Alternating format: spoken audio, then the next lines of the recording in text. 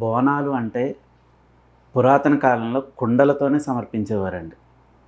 ఇప్పుడు ఈ మధ్య ఏంటంటే కొందరు ఏంటంటే వెండని, లేకపోతే రాగి బిందెలని ఇలాగ సమర్పిస్తూ ఉన్నారు. కొందరైతే స్టీల్ బిందెల్లో తేవడం కూడా నేను చూశాను. అసలు స్టీల్ బిందెల్లో అయితే రియల్‌గా అయితే తేకూడదు అని అంటారు. అమ్మకి సమర్పించకూడదు అయి.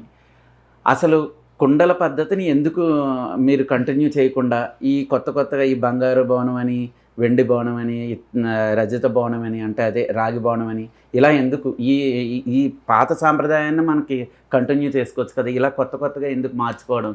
దాని గురించి ఒక్కసారి చెప్పండి. అంటే ఎందుకంటే ఇది మనకు చూసే ప్రేక్షకులకు కూడా అనుమానం ఉంటది. చాలామంది కొందరికి తెలీదిది.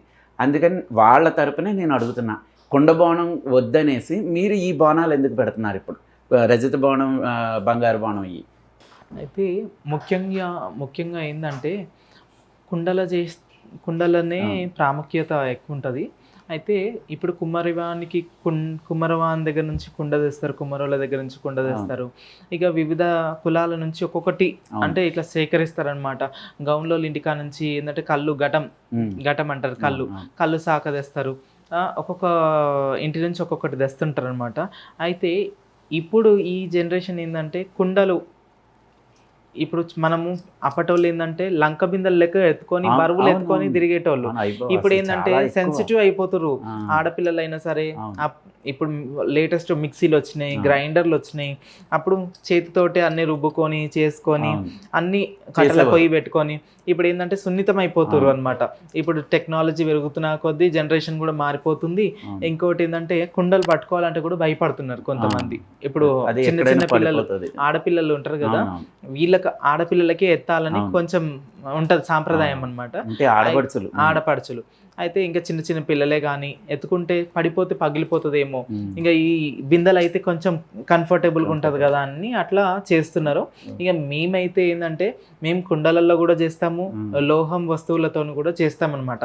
రాగి, ఇత్తడి, పంచలోహాలు, ఇంకోటి ఏంటంటే వెండి, బంగారం, మనకు ఎంత స్తోమత బట్టి మనం అట్లా చేస్తాం అనమాట. కానీ ఇప్పుడు అంటే మేము చేయడం కారణం ఏంటంటే మేము వివిధ రకాల ఒక్కొక్క గుడికి వెళ్తుంటాం అనమాట. ఇక గుడికి వెళ్ళినప్పుడల్లా మాకు తగ్గట్టుగా మాకు అరేంజ్మెంట్ మేము చేసుకుంటాం కాబట్టి అమ్మవారి వివిధ రకాలుగా అమ్మవారి విగ్రహాలు, మళ్ళీ ప్లస్ అమ్మవారికి బోనానికి అలంకరణ వేరే వేరే ఉంటాయి అనమాట. శంకు చక్రాలని, లేకుంటే ఇప్పుడు చూపిస్తాను మీకు.